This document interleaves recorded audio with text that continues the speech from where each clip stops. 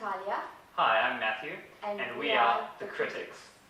So the movie that we are reviewing this week is In the Heart of the Sea. So just to jump straight into it, I'm not the biggest fan, and the main reason that I'm not the biggest fan, I think we agree on this, is that there are just far too many stories trying to be told in this, and none of them are achieved. So to run through the list, we're telling the story of Captain Pollard. We're telling the story of his first mate, Chase, who's played by Chris Hemsworth. Yeah. We're also following the story of Thomas, who's the youngster, who ends up telling us the story to the other person that we're following, who is Herman, the writer. Yeah. And then we think we're following the story of the whale, but we'll get to that later. And there's also the friendship story between Cillian Murphy's character, Mr. Joy, and Chris Hemsworth's character. Yeah. So an enormous amount of stories to get through, and so many things to talk about as to why that doesn't work. The first thing that I want to talk about is that it's really weird that when you go into a movie and you see Chris, the actor, you immediately associate a lot of things with him. You immediately think, this guy's going to be a good guy, he's going to be, the hero, lead the charge, all of those sort of things. Manly, getting things done. Exactly. So, as much as the film should, it can rely on us anticipating a lot of things about any character that he plays. And this movie just doesn't. It spends an enormous amount of time setting him up in the beginning with a wife who we don't really particularly care about until the end. And spends a lot of time developing his character, and consequently, no time developing any of the other characters who he then has to interact with and have meaningful things happen with that we can't understand what those characters' motivations are. Definitely, I agree with you on that. In my opinion, it really tried to build up a lot of things, a lot of plot lines, as you said. But then, when you're 3/4 of the way through the film, it reaches a plateau and it just doesn't take us either down or up. Yeah. Really. So the ideas were there, the development was there, but unless you're willing to make it a 3-hour film, it wasn't going to really take it to the height that it had built up to. Yeah. I mean, I think there's a lot to get through, but I think to very quickly go through why there isn't anything, it's that we don't, as you said, there isn't any development. There isn't a character who we then have to, and this is his motivation, we never see him achieve that motivation. Definitely. We're never entirely sure what the captain's motivated about, because we're not even sure what sort of person he is. There's a bit of a family history, which we don't really get to delve into. We just sort of have to assume a lot of things. Yeah, I mean, he's a captain, he has a family history, seems to be doing well in life. Like, what is his motivation in this? Just to do better than his first mate, who he's already better than? And they sort of have like a, measuring contest during the movie that doesn't really achieve anything, and then they make up in one scene around a fire. Around the fire.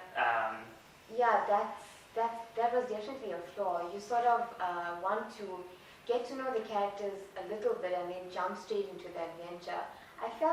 I did feel a sense of adventure for a short amount of time, but if I compare it to films of this genre, it definitely took too long to get to the point.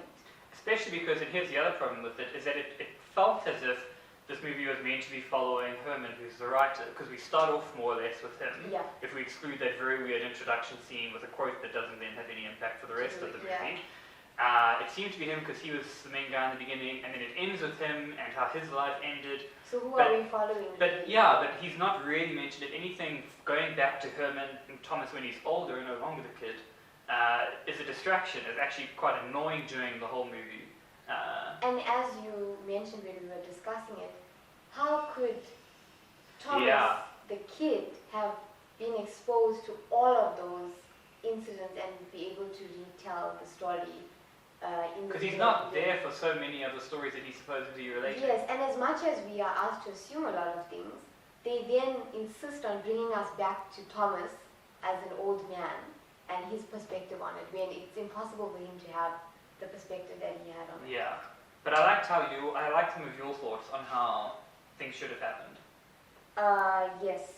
Well, those thoughts came up from what I've seen in previous films of the genre. So if I compare it to films like Jaws, obviously, and Orca, which is an old 1970s film starring a very young Richard Harris, Dumbledore. The main characters had motivation, and they sort of went one-on-one with the creature. Although we are told from our very little knowledge of Moby Dick that it's not about the whale, it's about the story between the two men. Well, yeah, just it's a man's pursuit, but yeah. But they did build up a lot about the whale, and it just never went anywhere. So I couldn't help but compare it to those old films. If we're talking about how it should have happened, let's just redo the whole movie. Yeah. In my opinion, Chris Hemsworth should have died in the end.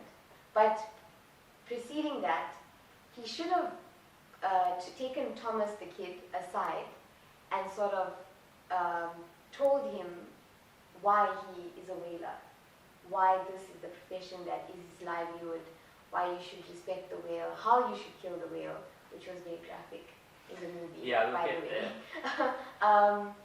But yeah, I just think that if Chris Hemsworth's character had been developed in that way, to show that he's a master at his trade, and he's taking this Thomas the kid under his wing and showing him the ropes, that would have made more sense for most of the plot line. Because then we would have known that Thomas had an insight into Chris's character more than him just being a kid on the side and just watching things, objectively. And because I mean, a movie can do several plots and tell several stories at the same time, but Joy would have allowed 3 of those to be done so much easier. It would have allowed Chris's story to be told, the captain's story to be told a whole lot easier. It would have allowed, as you said, it would have explained the narration, so we would have got a sense of where the kid was coming from and where the innkeeper later comes from, and we would have been able to tell the whale story a whole lot better. Yes. Because, and this is what confused me the most, is that, are we meant to like killing whales? Because that whole, the scene where they kill the whale is really weird, in that we have really excited, happy music, we have cheers, we have everything that seems to indicate that this movie is saying it's perfectly good that we are killing whales. But we also weren't told that it's their livelihood, and they need to do this. It was just glorified from an aesthetic point of view. We're supposed to be cheering it on. Yeah. But in today's world, I mean, that's just terrible. Especially when it still happens. Yes. Because it is incredible. I mean, killing a whale is just incredibly brutal, and they show you how brutal it is. Then there's like a brief, maybe 30 seconds where they play sad music, because the filmmakers are like, that's bad, right? And then straight away we go into like butchering it and how are we going to do this, and again, it's a really weird, especially when later on they try to then link it back to, this weird moment between Captain Pollard and the whale near the end, where we're not too sure why he doesn't throw the spear. Oh, you mean Chris Hemsworth's character? Yeah. Why he doesn't throw, First Mate Chase. Why he doesn't throw the spear, and then like the whole, even the confrontation at the end of the movie with the whalers.